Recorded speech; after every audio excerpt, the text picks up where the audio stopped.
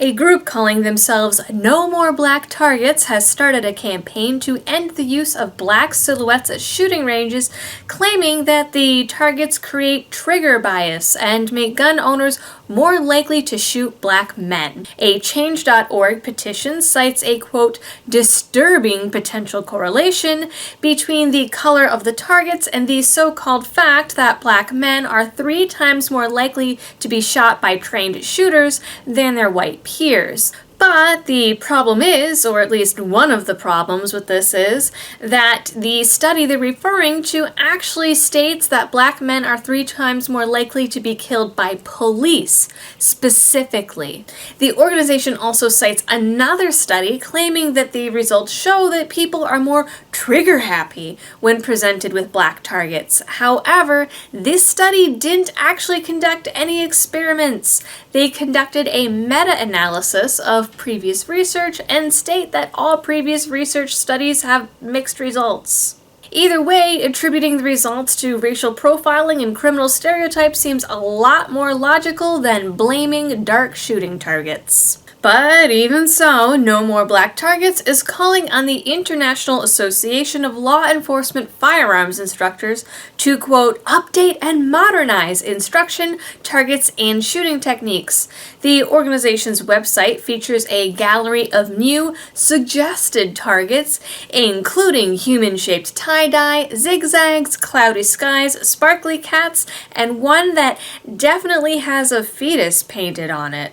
You guys are seeing this, right? That's definitely a fetus. The petition has about 200 signatures. 2 new bills have been introduced in Illinois to repeal the state's mandate for FOID cards. The bill's sponsors argue that the FOID Act is old and outdated as the system is almost 50 years old. The system has been audited several times and has been showed to completely fail at preventing potentially dangerous people from getting a gun. Legislation to make national concealed carry reciprocity a reality has now gained its 150th sponsor.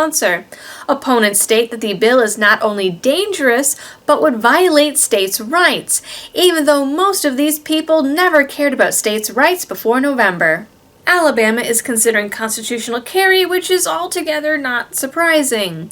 The bill has a lot of support in the Senate, and the governor has signed several pro-gun bills in the past. The bill's critics aren't even in the legislature.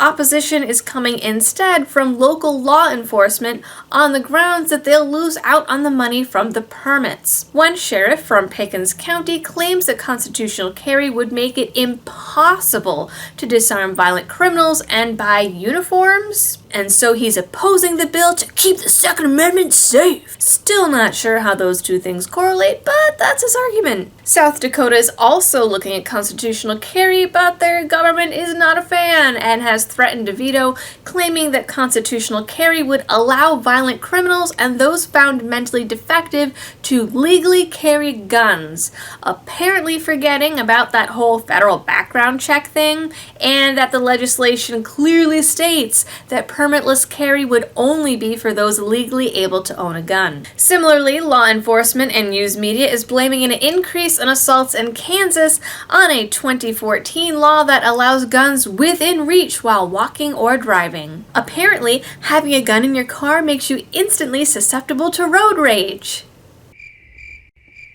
Law enforcement in Georgia, at least, seems to have a little more sense. A 66-year-old man shot one of the 2 men that tried to rob him at gunpoint earlier this month and had to have his guns seized as evidence in the investigation. But the man's county sheriff applauded him for his defensive gun use and promised to make sure the man did not stay unarmed, and even offered the man his own gun. For our last story of the day, big media has been covering the attempts to repeal Obama's Social Security law that I discussed in last week's episode. As per usual, coverage of anything gun-related is far from fair, and on February 15th, MSNBC ran the headline, Senate Republicans vote to expand gun access for mentally impaired. Vice took a shot with the headline, Mentally Ill and Armed. Really? Other headlines include Republicans in Congress just made it easier for mentally ill people to get guns. The San Francisco Chronicle, though, really takes the cake with